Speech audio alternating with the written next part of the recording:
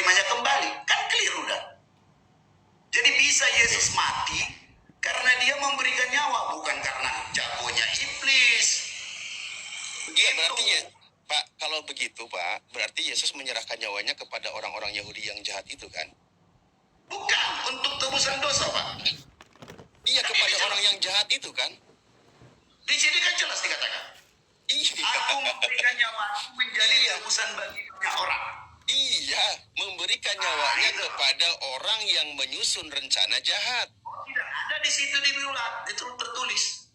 Nah, kalau mereka yang menjadi Yesus menyerahkan nyawanya kepada siapa dia mati? Untuk tebusan banyak dosa. Banyak Nah, orang. siapa yang bekerja di sana? Ya, saya nggak, itu bukan di situ. Datanya dong, Pak. Datanya berjibun, Pak. Datanya banyak. Eksekutornya mau iblis ngumpul 1 miliar. Kalau dia tidak memberikan nyawanya, dia tidak akan mati, Pak. Kalau dia tidak menyerah, makanya di situ kan kalau kita lihat terjemahannya mengatakan menyerahkan jiwanya. Yesus itu kan tidak pernah menyerahkan nyawanya. Dia membuktikan ketaatannya kepada Allah, makanya dia tidak mau melawan.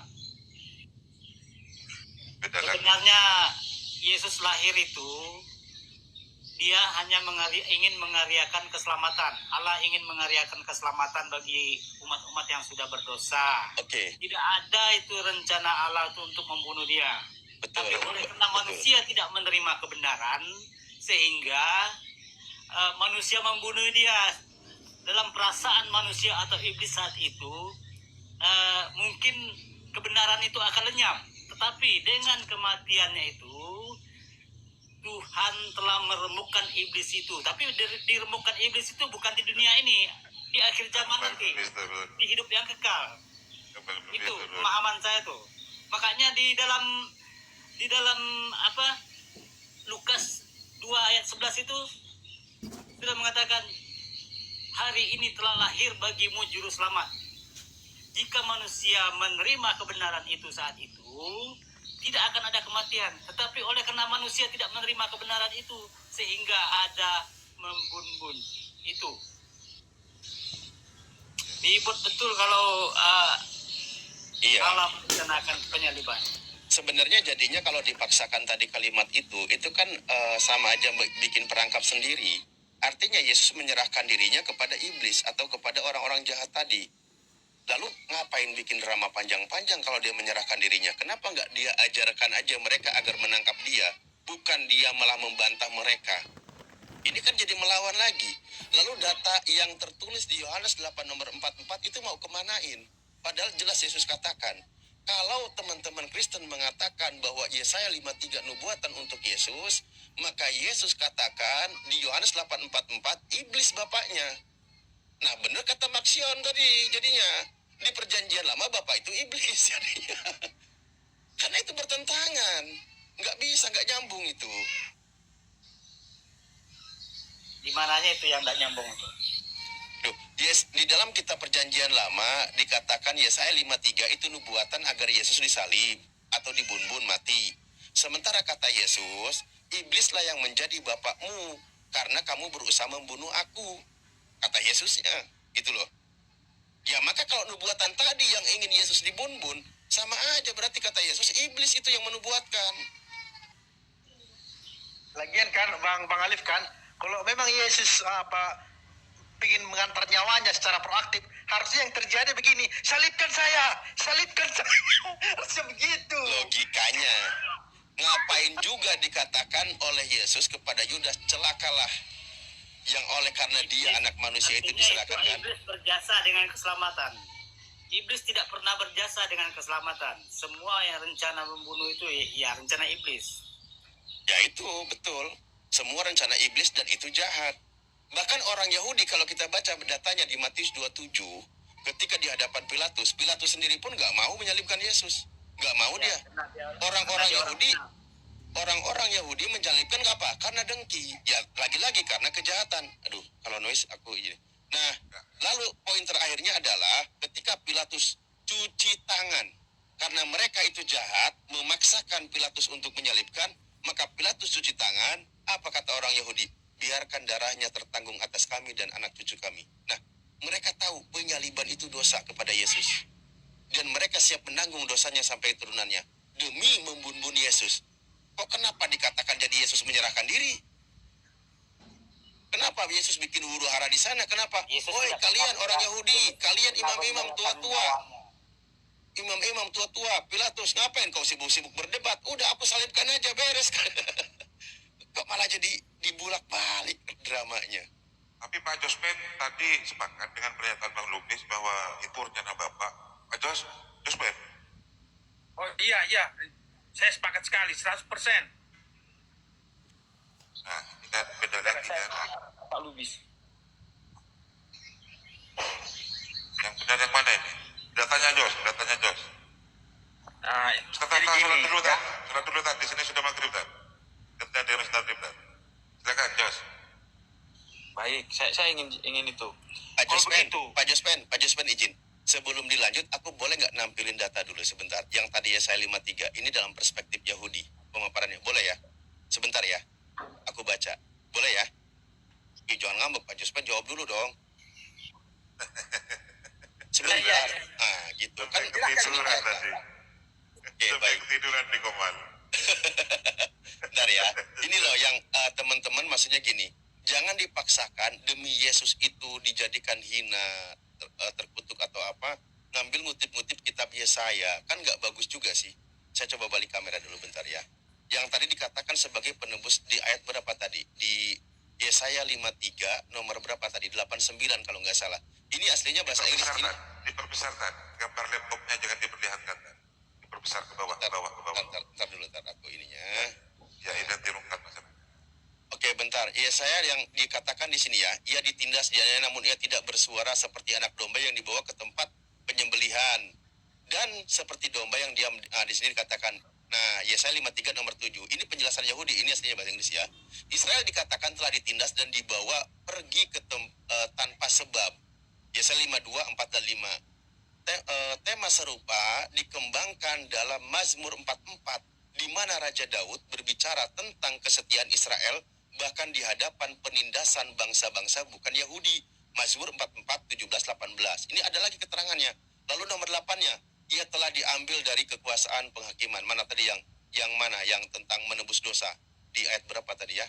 Biar nggak kejauhan di sini. Oh nih, karena dosa-dosa umatku. Nah, di sini dikatakan timbul penderitaan pada mereka. Di sini Nabi menjelaskan, ya di sini dikatakan Nabi menjelaskan dengan sangat jelas bagi siapapun yang memahami bahasa Ibrani Alkitab bahwa hamba yang tertindas adalah hamba secara kolektif, bukan individu tunggal. Karena kata Ibrani kata lamoh, ya ketika digunakan dalam kitab suci kita selalu berarti kepada mereka dan tidak pernah kepadanya. Nah, di sini penjelasannya. Dan dapat ditemukan misalnya dalam Mazmur 19. Jadi maksudnya ketika Yesaya 53 dicocokkan kepada Yesus, itu tidak tepat. Tidak tepat karena ada penggenapan yang terjadi di dalam kitab itu sendiri. Dan mereka orang Yahudi memang seringkali kata hamba itu merujuk kepada kolektif. Maksudnya orang-orang Yahudi gitu, merujuk kepada nama satu orang. Begitu. Ini panjang sebenarnya ya, biar tidak ini takut kena. Jadi bukan tentang penebusan dosa. Lanjut silakan Pak Josben. ya. Nah, kenapa Yesus mau menyerahkan dirinya ke dalam tangan pemimpin Romawi kepada pemimpin tangan orang Yahudi? Karena begini. Karena dunia ini, ingat tadi ayat yang digunakan oleh Pak Lubis tadi, penguasa dunia ini. Nah, jadi artinya dunia ini sedang dikuasai oleh apa? Penguasa dunia iblis. Nah, dia harus mendirikan takhta kerajaan kebenaran untuk mengambil dari kekuasaan penguasa dunia. Lawannya sini bukan Romawi. Ingat, sekali lagi penekanannya bukan Romawi lawannya Tuhan Yesus. Bukan pula imam-imam. Nah, jadi dia ingin mendirikan kerajaan kebenaran. Nah, untuk mendirikan kerajaan kebenaran ini, dia harus mengambil penduduk bumi. Dia harus mengambil penduduk bumi supaya menjadi wilayahnya Yesus Bapa di surga. Nah, jadi antara kerajaannya Yesus dan kerajaannya iblis itu nggak akan bisa bersekutu. Nah, agar supaya kerajaannya kebenaran ini tidak berdiri, iblis mau menghancurkan kebenaran. Makanya dengan cara membunuh Yesus. Nah, sejak kapan iblis mempunyai rencana membunuh Yesus? Semenjak Yesus lahir ke dunia ini. Dia tahu bahwa sebentar dulu Pak, sebentar. Selesai saya terangkan baru nanti. Sedikit lagi nya. Karena udah sampai di titik Yesus lahir. Nah, pada waktu Yesus lahir, di sini sudah mulai apa? Tergoncang kerajaan iblis itu. Makanya dia mulai berencana membunuh Yesus. Berlanjutlah itu di apa? Di pencobaan di padang gurun 40 hari. Setelah saya 40 hari. Kalau kamu mau, bunuhlah lompatlah kau dari apa? Dari gunung ini, dari bait suci. Kemudian sembahlah aku. Kalau kamu mau kekuasaan dunia ini. Nah, berlanjutlah itu terus. Karena sepanjang perjalanan Kristus di dunia ini tidak pernah berhasil, akhirnya tibalah waktunya. Makanya saya ambil itu ya. Makanya ada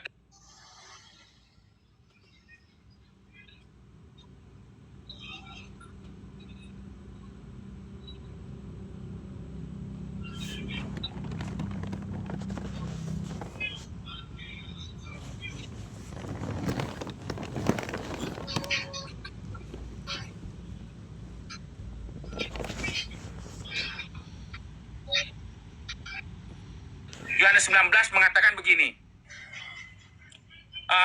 Yohanes 19 ayat satu lagi ya, sebentar. Ayat sebentar. Yohanes, sebentar. Oh tidak. Kamu tidak percaya kalau Yesus Tuhan. Percaya. Yohanes 19 ayat 31. Bukan. Benar?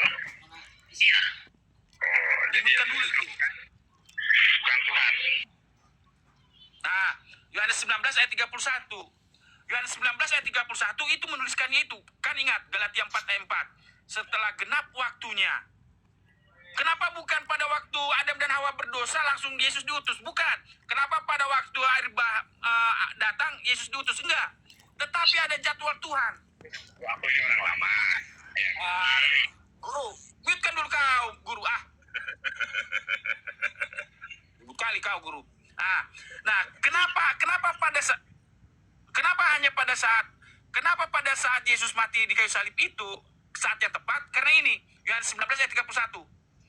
Karena hari itu hari persiapan dan supaya pada hari Sabat mayat-mayat itu tidak tinggal tergantung pada kayu salib, sebab Sabat itu adalah hari yang besar.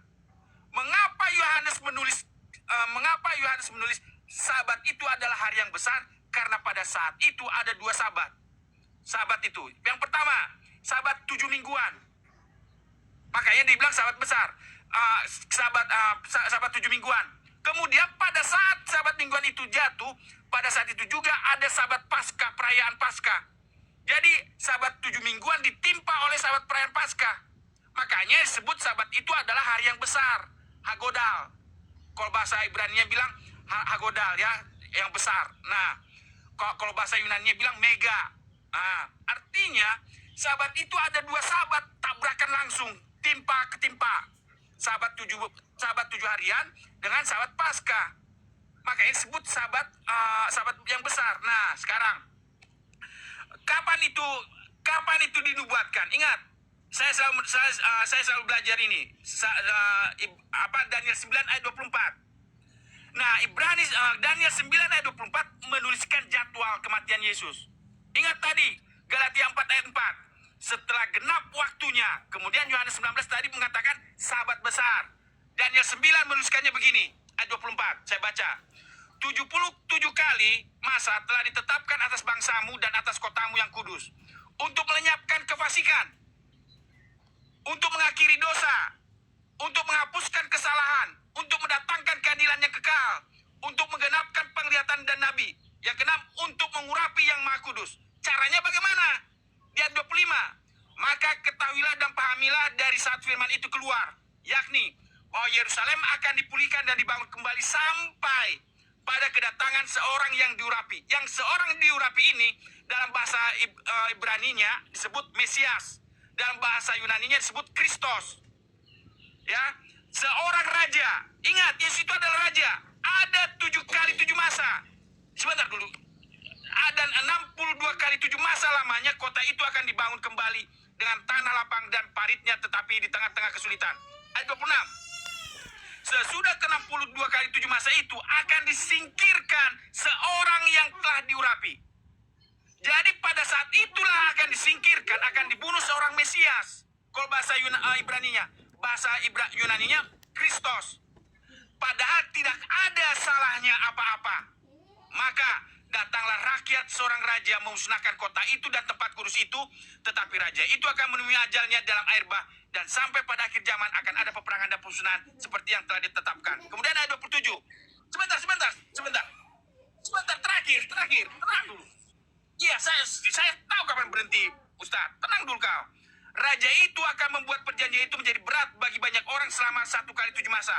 Pada pertengahan 7 masa itu, ingat, ia akan menghentikan korban sembelian. Jadi ketika Yesus mati di kayu salib, itulah makanya Paulus mengatakan dengan matinya Yesus di kayu salib, dia telah membatalkan hukum Taurat. Inilah